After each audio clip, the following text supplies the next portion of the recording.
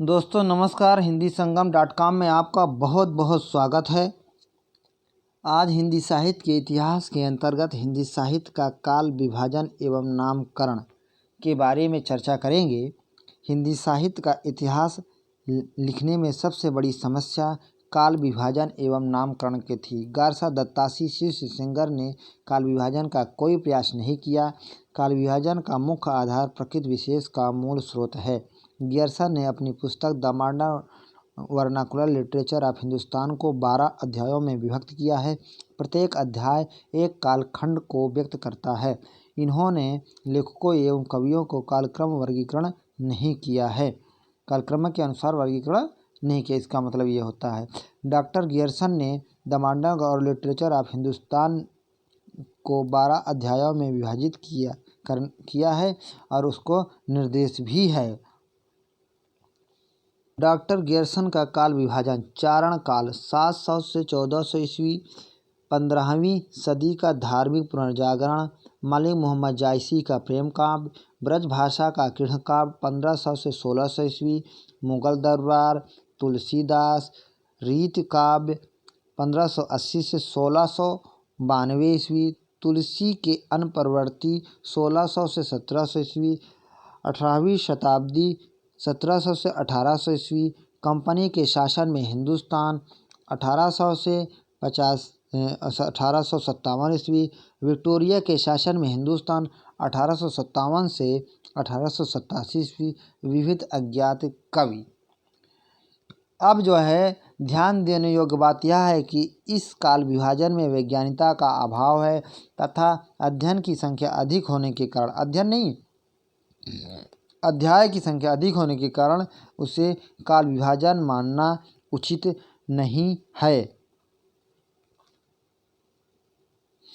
अब आगे है मिश्रबंधुओं के द्वारा किया गया काल विभाजन।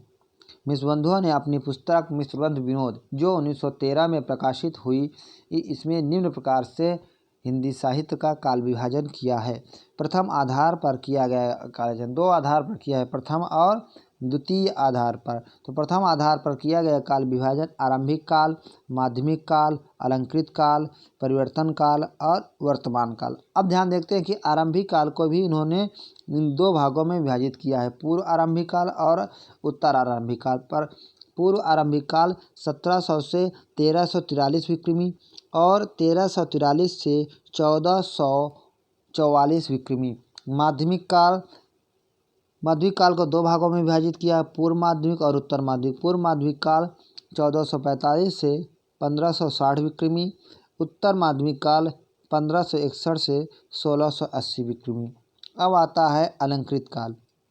अलंकृत काल को भी इन्होंने दो भागों में विभाजित किया है, पूर्व अलंकृत काल जो 1681 से 1790 विक्रमी है, उत्तर अलंकृत काल जो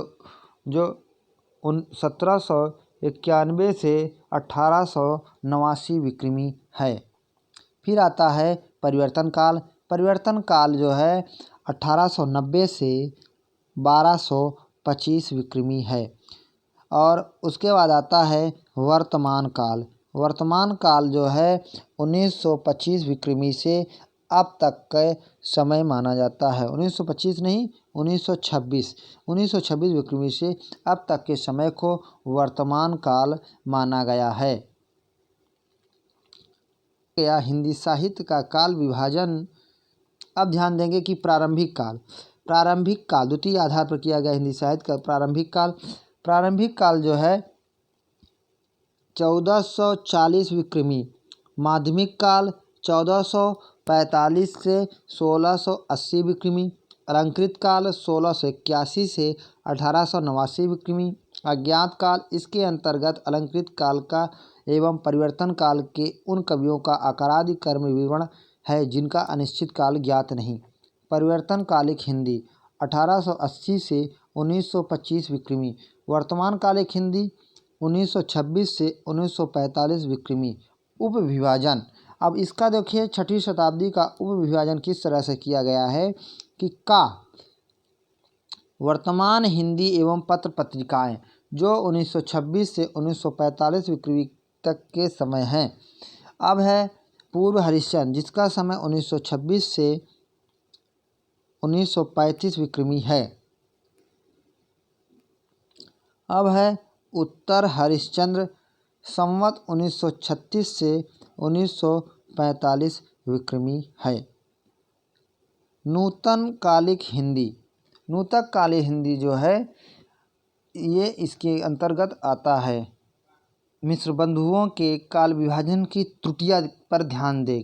हिंदी साहित्य में मिश्र बंधुओं द्वारा लिखा गया मिश्र बंधु विनोद जो 1913 में प्रकाशित हुआ, उसकी त्रुटियां क्या थी, ध्यान देंगे कि इनके कालखंड का कोई सुस्पष्ट आधार नहीं है।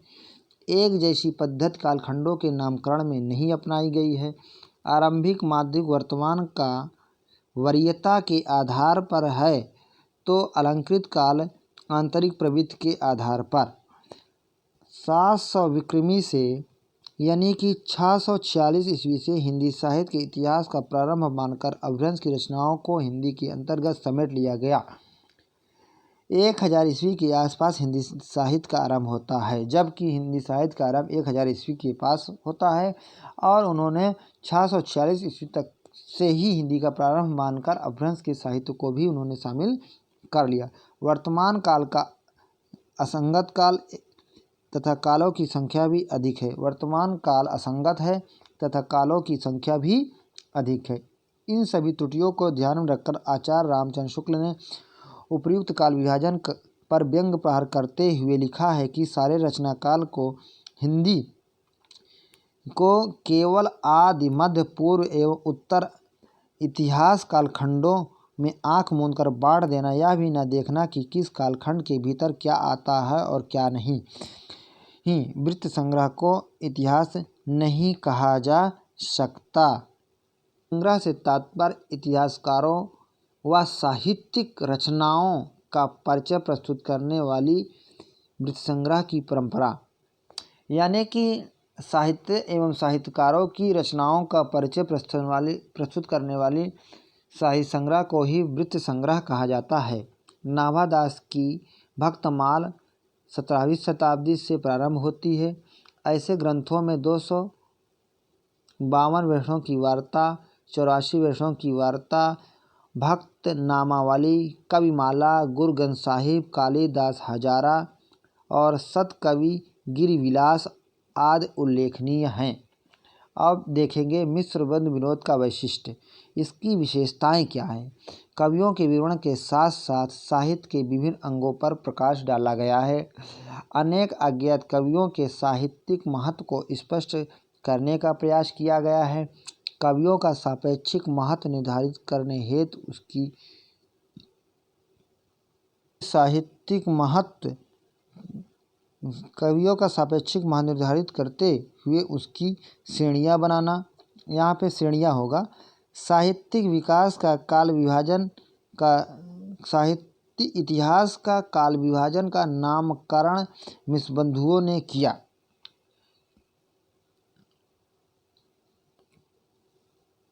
आचार्य रामचंद्र शुक्ल का काल विभाजन। आचार्य राम शुक्ल का काल विभाजन 1929 ईस्वी में हुआ।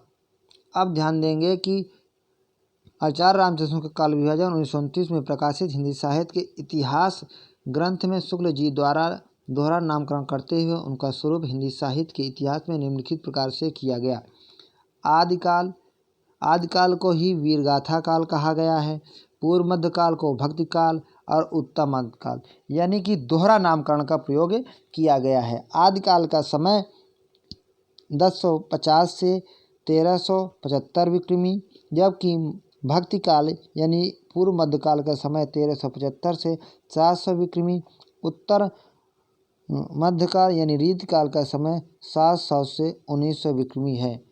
आचार्य शुक्ल ने 10वीं शताब्दी से हिंदी का आरंभ माना है। इतिहास लेखन में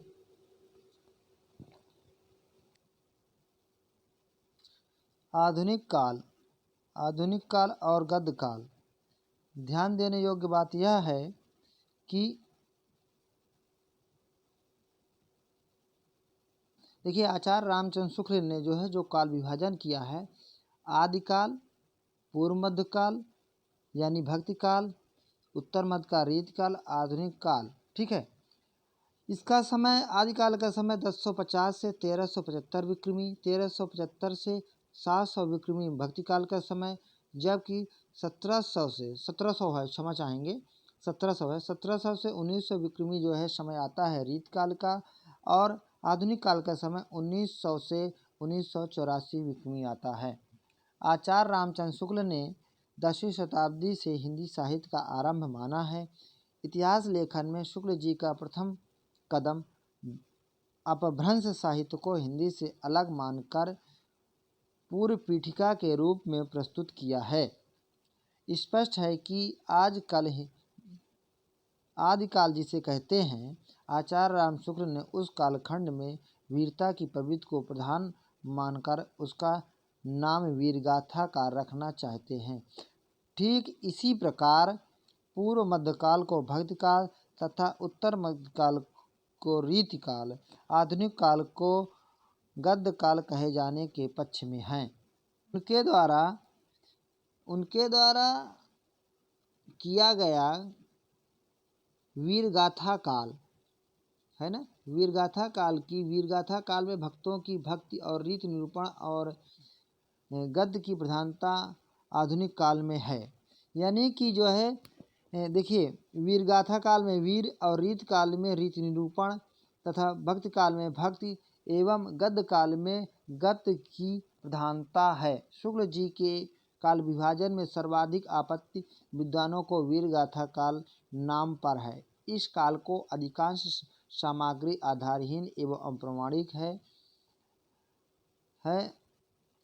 अतः इसके आधार पर प्रधान प्रवृत्ति का निर्धारण नहीं हो सकता। कुछ आलोचकों ने इस नाम को अनुचित बताकर इसे आदिकाल कहना ही उपयुक्त माना है। एक प्रवृत्ति को प्रधानता देकर शेष को गौण मान लेने का दृष्टिकोण भी लोगों के मत में एकांकी है, जो इतिहास की अधूरी एवं एक पक्षी व्याख्या करता है, जिसे वैज्ञानिक नहीं कह सकते। फिर भी यह कहना उचित है कि शुक्ल जी की काल विभाजन पद्धति के आधार तर्कसंगत एवं पुष्ट हैं। उनका काल विभाजन सरल एवं सुस्पष्ट है। अधिकतर परवर्ती साहित्यकारों ने उसी का आधार ग्रहण किया है।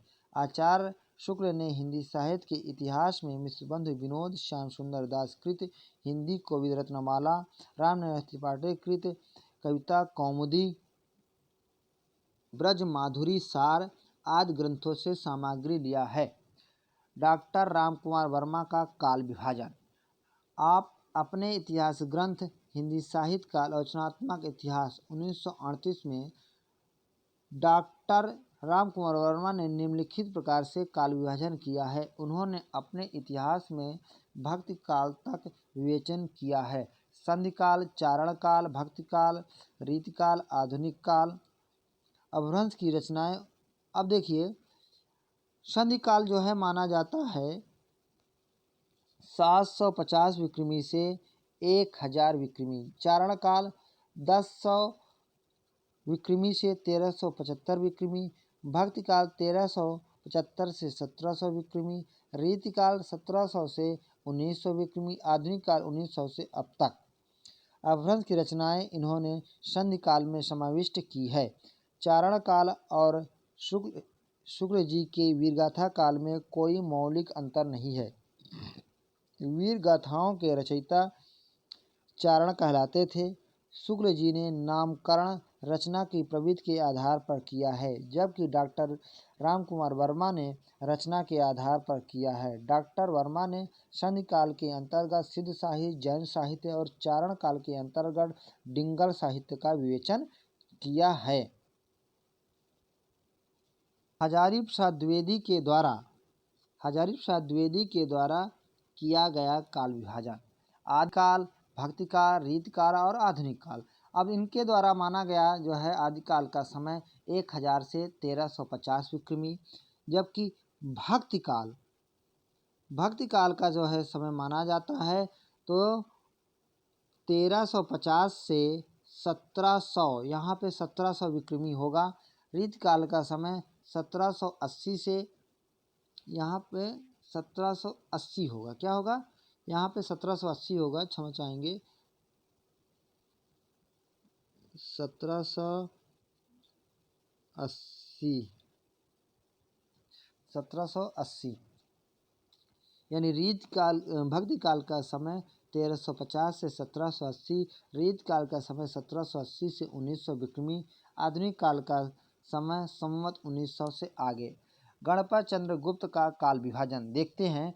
इन्होंने हिंदी साहित्य का वैज्ञानिक इतिहास 1965 ईस्वी में लिखा है, जो वह उसमें काल विभाजन इस प्रकार से किया है: प्रारंभिक काल, मध्यकाल और आधुनिक काल। प्रारंभिक काल 1184 से 1350 ईस्वी, पूर्व मध्यकाल 1350 से 1500 ईस्वी, उत्तर मध्यकाल 1500 से 1857 ईस्वी। आधुनिक काल को 1857 से 1965 ईस्वी माना है। गणपत चंद्रगुप्त का यह मत भी है कि हिंदी के प्रारंभिक काल एवं मध्यकाल को किस प्रकार का काव्य मिलता है। तो 3 प्रकार का काव्य मिलता है इनके इनकी नज़र में, इनकी दृष्टि में। किनके दृष्टि में? तो देखते हैं गणपत चंद्र गुप्त के दृष्टि में। तो कौन कौन से हैं? धर्म आश्रित काव्य, राज आश्रित काव्य और लोक आश्रित काव्य। Doctor Govind Trigunayat, doctor Uday Narayan Tiwari, doctor Mahendra Nath Dubey आदि विद्वानों ने भाषा के दृष्टि में रख कर विभाजन किया है, दृष्टि में रख कर काल विभाजन किया है, जो इस प्रकार है। पहला है पृष्ठभूमि काल को अवहट्ट काल, उन्मेष काल, ब्रजबुली, पुरानी, ब्रजी, कौरवी, खड़ी बोली, अवधि। और पूर्व भाग ब्रज भाषा अवधि काल, उत्तर भाग खड़ी बोली काल। आदर्श और सर्वप्रचित काल। आदर्श इसमें है आदिकाल 700 से 1450 ईस्वी, पूर्व मध्यकाल भक्ति काल 1450 से 750 ईस्वी, उत्तर मध्यकाल रीतिकाल 750 से 1850 ईस्वी, आधुनिक काल 1850 ईस्वी से आगे। फिर आता है भारतेंदु युग। भारतेंदु युग 1850 से 1900 ईस्वी, द्विवेदी युग 1900 से 1918, छायावाद 1918 से 1936, प्रगतिवाद 1936 से 1943, प्रयोगवाद 1943 से 1952, नई कविता एवं नव लेखन 1953 से आगे। सामान्यतः आदिकाल की अवधि 7वीं शताब्दी के मध्य से 14वीं शताब्दी के मध्य तक है। हिंदी साहित्य का आरंभ 8वीं शताब्दी मानने वाले विद्वान जॉर्ज गियर्सन, मिश्र बंधु, राहुल साकेत्यायन, चंद्रधर शर्मा गुलेरी और डॉक्टर राम कुमार वर्मा हैं। आदिकाल का नामकरण। अब आगे ध्यान देंगे आदिकाल का नामकरण। आदिकाल के नामकरण के बारे में विभिन्न विद्वानों का विभिन्न मत है, यानी कि विभिन्न विद्वानों ने अलग अलग नाम से हिंदी साहित्य के प्रथम कालखंड को पुकारा है, जिसे महावीर प्रसाद द्विवेदी ने बीज बपन काल, वीर गाथा काल आचार्य रामचंद्र शुक्ल ने, आदिकाल हजारी प्रसाद द्विवेदी ने, संधि काल एवं चारण काल डॉक्टर राम कुमार वर्मा ने, सिद्ध सामंत युग राहुल साकेत्यायन ने, अपभ्रंश काल धीरेन्द्र वर्मा ने, वीर काल आचार्य विश्वनाथ प्रसाद मिश्र ने, चारण काल जॉर्ज गियर्सन ने, जय काल डॉक्टर रमा शुक्ल रसाल ने, आधार काल मोहन अवस्थी और सुमन राजे ने, प्रारंभिक काल उन्मेष काल गणपत चंद्रगुप्त ने, आरंभिक काल मिश्र बंधु ने, उद्भव काल डॉक्टर वासुदेव सिंह ने, अंधकार काल डॉक्टर कमल कुलश्रेष्ठ ने, शून्य काल गणपत चंद्रगुप्त ने, पुरानी हिंदी काल चंद्रधर शर्मा गुलेरी ने। अब ध्यान देने योग्य बात है कि उन्मेष काल गणपत चंद्रगुप्त ने भी कहा है, और उन्मेष काल के नाम से doctor Govind Trigunayat, doctor Uday Narayan Tiwari, doctor Mahendra Nath Dubey ने भी उन्मेष काल के नाम से हिंदी साहित्य को पुकारा है।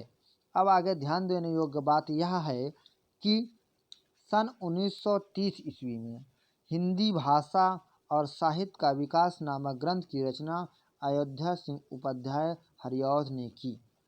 हिंदी साहित्य के इतिहास की परिभाषा देते हुए आचार्य रामचंद्र शुक्ल ने कहा है कि जनता के चित्रवृत्तियों की परंपरा को परखते हुए साहित्य परंपरा के साथ उसका सामंजस्य दिखाना ही साहित्य का इतिहास कहलाता है। नमस्कार, आपको जो है हमारे इस चैनल पर आने के लिए, पूरा वीडियो देखने के लिए बहुत बहुत शुक्रिया। आपका हमारा यह वीडियो कैसा लगा हमें कमेंट करें और बताएं, हमारा प्रोत्साहन करें। तथा यदि आप TGT, PGT, UGC NET, JRF तथा assistant professor, LT grade exam एवं राजस्थान असिस्टेंट प्रोफेसर हिंदी साहित्य से तैयारी कर रहे हैं तो हमारे इस चैनल को जो है सब्सक्राइब करें तथा अपने दोस्तों को शेयर करें। हम आपसे मिलते हैं